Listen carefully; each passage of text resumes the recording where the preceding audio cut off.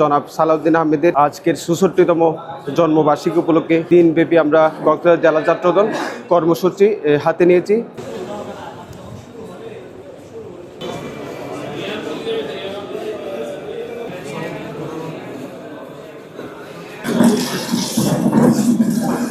কক্সবাজারের সূর্য সন্তান আমাদের অহংকার জনাব সালাউদ্দিন আহমেদ, যিনি বাংলাদেশ গণপ্রজাতন্ত্রী সরকারের স্বরাষ্ট্রমন্ত্রী হিসেবে দায়িত্বে আছেন।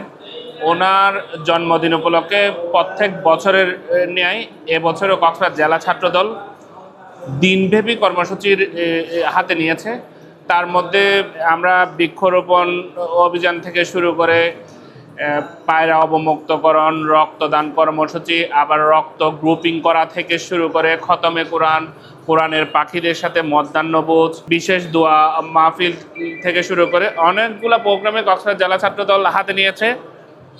আমরা প্রতি বছরই ওনার জন্য মহান রব্বুল আলামিনের কাছে দোয়া প্রার্থনা করি, কেননা হাজার বছরের শ্রেষ্ঠ সন্তান জনাব সালাউদ্দিন আহমেদ এই কক্সবাজার থেকে শুরু করে উন্নয়নের রূপরেখা শুধু কক্সবাজারে সীমাবদ্ধ নয়, সারা বাংলাদেশে ওনার মেধা প্রজ্ঞা দিয়ে নিজেকে যেমন আলোকিত মানুষ হিসেবে রূপান্তরিত করেছেন, তেমনি উন্নয়নের যে রূপরেখা সারা বাংলাদেশে সূচিত করেছেন, সেটাও একটা উদাহরণ হিসেবে থেকেছে। ওনার এই মেধা প্রজ্ঞা দিয়ে শুধু বাংলাদেশে নয়, সারা বিশ্বে সমাদৃত হয়েছেন। আমরা চাই প্রিয় নেতা উন্নয়নের জন্য, কল্যাণের জন্য এবং গণতান্ত্রিক বাংলাদেশ যাতে অনেক দূর এগিয়ে যায়, সেই জন্য প্রিয় নেতার হায়াতে তাইবা কামনা করছি। সবার কাছে প্রার্থনা করছি প্রিয় নেতার জন্য মন থেকে দোয়া করবেন, ওনাকে হায়াতে তাইবা দান করুক, দেশ ও জাতির কল্যাণে কাজ করে যাওয়ার জন্য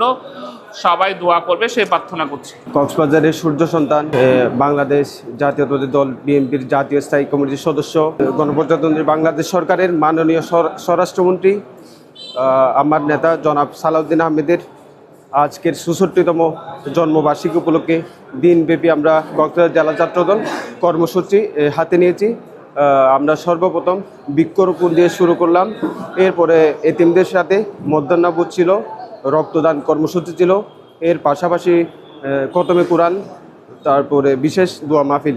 আজকের আমরা ১৯৬২ সালে আমাদের প্রিয় নেতা জনাব সালাউদ্দিন আহমেদ জন্মগ্রহণ করেছিল।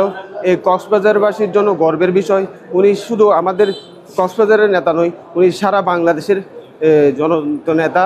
ওনার মতো নেতা আমরা পেয়েছি, কক্সবাজারের যে কোনো বিষয় উনি সব কিছু পূরণ করবে এই প্রত্যাশায় মাননীয় প্রধানমন্ত্রী জনাব তারেক রহমানের হাত ধরে এই বাংলাদেশ খুব সুন্দর, সবার আগে বাংলাদেশ যেমন আমাদের উন্নয়নের ভরপুর কাজ হচ্ছে। ইনশাল্লাহ মাননীয় স্বরাষ্ট্রমন্ত্রীর মাধ্যমে কক্সবাজারের যে সকল উন্নয়নমূলক কাজ এখনও বাকি আছে, সবগুলা উন্নয়ন কাজ আমার নেতার মাধ্যমে হয়ে যাবে ইনশাল্লাহ, এটাই প্রত্যাশা রাখি। ওনার জন্য আমরা কক্সবাজারবাসী থেকে শুরু করে সারা দেশবাসীর কাছে ওনার জন্য দোয়া প্রার্থনা করব।